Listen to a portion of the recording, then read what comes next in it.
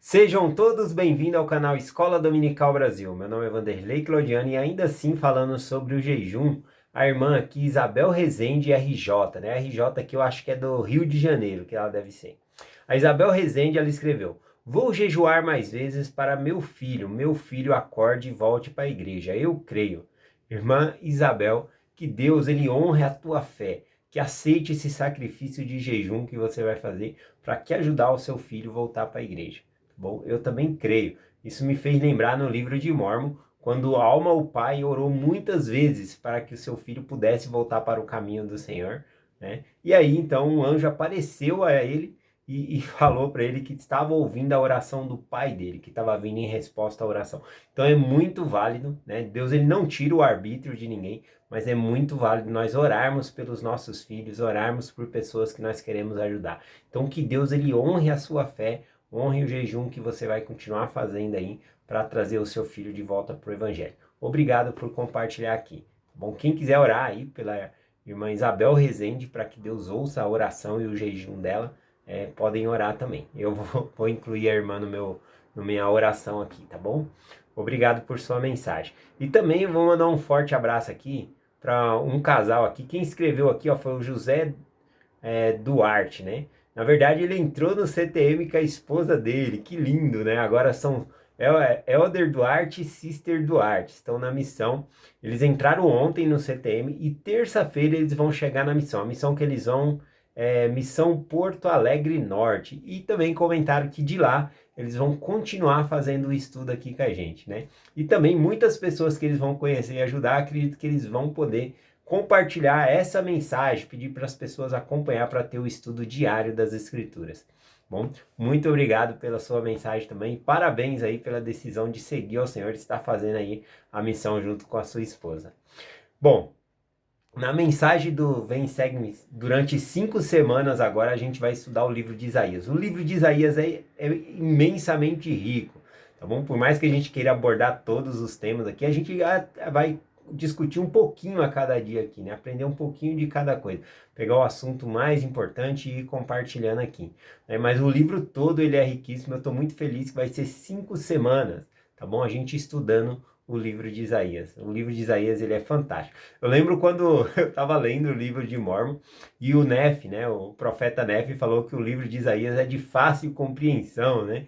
E eu falei, para Nefe, eu não entendo nada do livro, é muito difícil a compreensão do livro de Isaías, porque ele fala de uma maneira figurada, ele usa símbolos, então você tem que entender os símbolos, você tem que entender qual é a expressão idiomática que ele está dizendo, paralelismo que ele usa, e a gente vai estar estudando aqui, aplicando as mensagens à nossa vida, então a gente vai entender um pouquinho mais do livro de Isaías essa semana.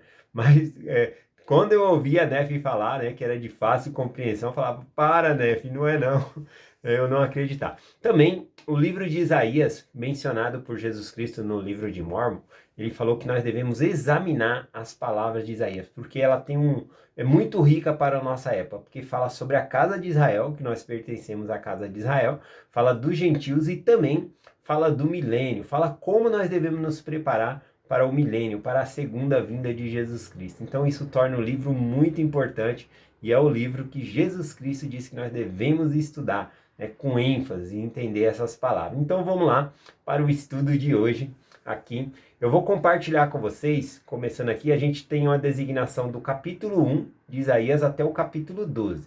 Hoje eu vou começar com o capítulo 6, porque é onde Deus ele faz o chamado a Isaías, tá bom? É quando a gente tem a visão do chamado que Deus faz para ele. E eu acredito que hoje e amanhã eu vou estar compartilhando o capítulo 6, porque tem algumas coisas simbólicas que eu quero trazer aqui para a nossa compreensão melhor, tá bom?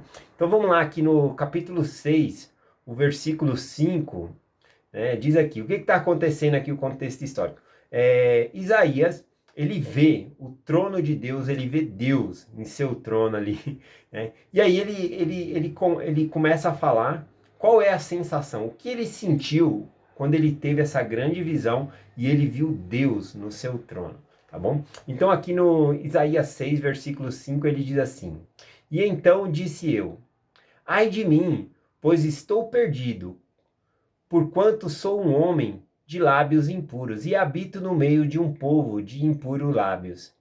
porque os meus olhos viram o Rei, o Senhor dos Exércitos. Então a gente percebe aqui que a primeira sensação que Isaías teve, né, foi de medo. Ele teve medo. Ele falou: ai de mim, eu vi o Rei, né? Eu sou uma pessoa de lábios impuros e habito no meio de um povo de lábios impuros também. Então ele sentiu medo, ele não queria estar ali naquele momento que ele viu essa visão. O que ele está descrevendo aqui não é uma cena de...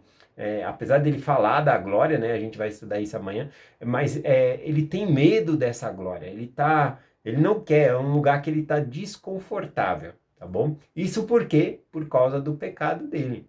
Ele mesmo menciona, por causa que eu sou um homem de lábios impuros. A gente lembra também, no Jardim do Éden, quando Adão e Eva, né, eles comem do fruto proibido e eles ouvem a voz do Senhor vindo e eles se escondem, eles têm medo do Senhor. Por quê? Porque eles haviam feito algo errado. Antes de ter comido, de ter desobedecido ao Senhor, eles andavam livremente ali na presença do Senhor e não sentiam medo. Então, observe que o pecado faz com que nós tenhamos medo de chegar na presença do Senhor, né?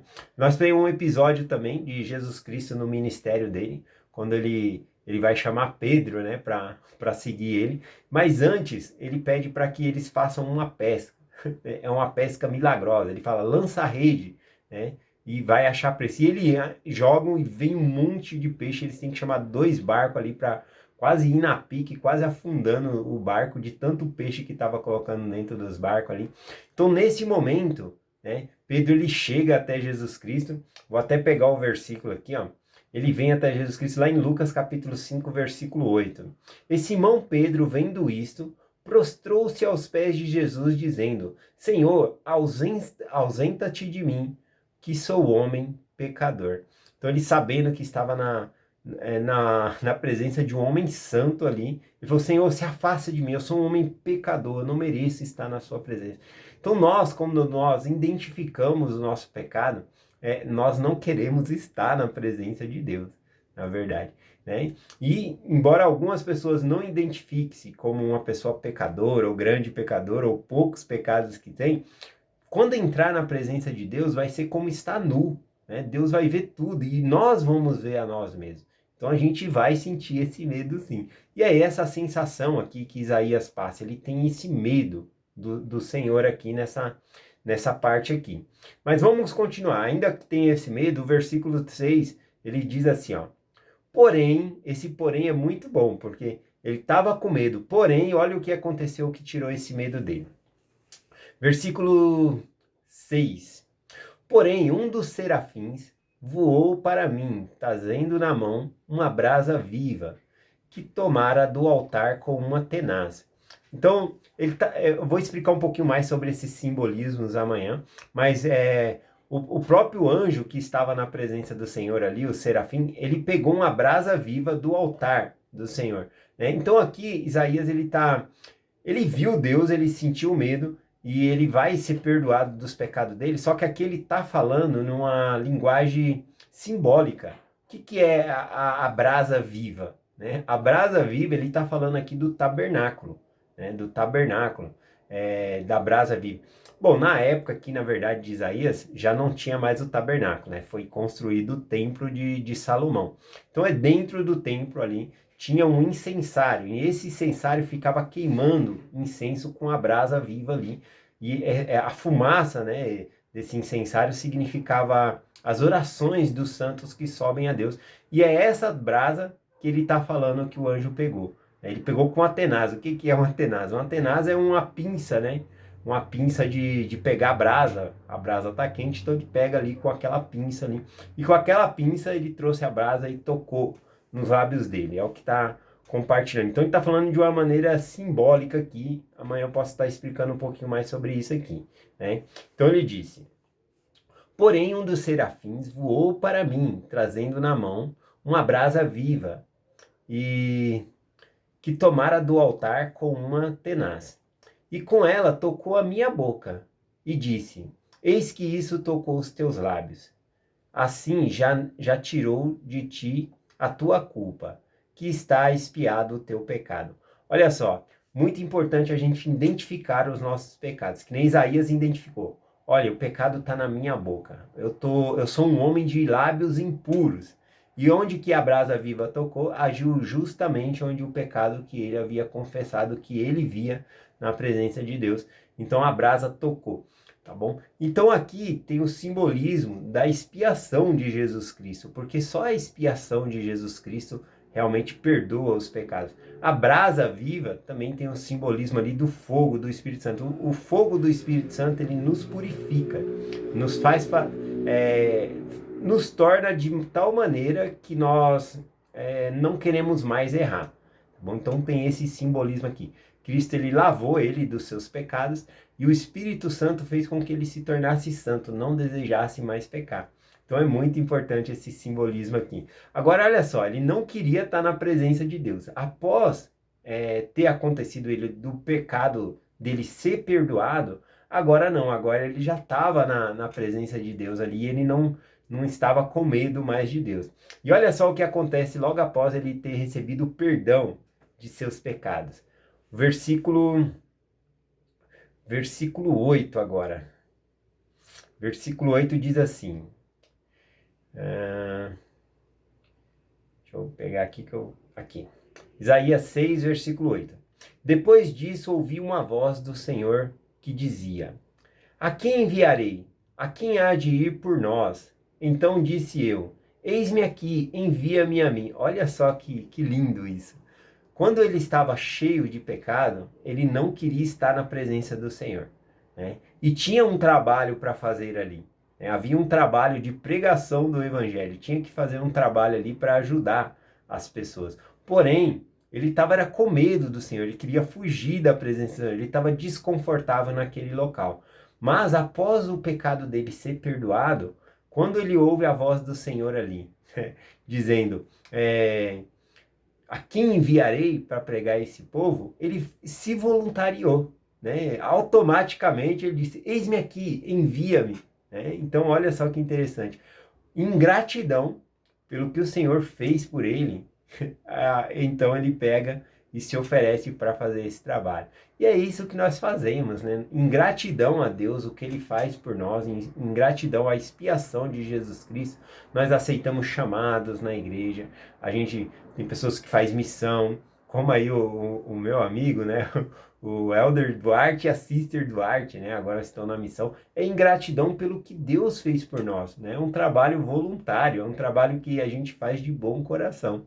Esse trabalho na internet também, né? Que eu compartilho aqui, vai para a rádio.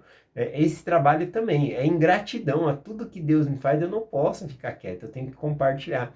Então, se vocês têm o desejo também, pega essa mensagem, compartilha com outras pessoas. Muitos de vocês já o fazem e eu agradeço. Quero só compartilhar que eu sei que a partir do momento que os nossos pecados são perdoados, que Deus ele pagou essa conta para nós, nós temos esse desejo de servir a Ele, saber que Ele pagou nossas dívidas, então a gente quer servir a Ele em gratidão pelo que Ele fez por nós, as maravilhas que Ele faz na nossa vida. É essa mensagem que eu compartilho com vocês, em nome de Jesus Cristo. Amém. Até amanhã.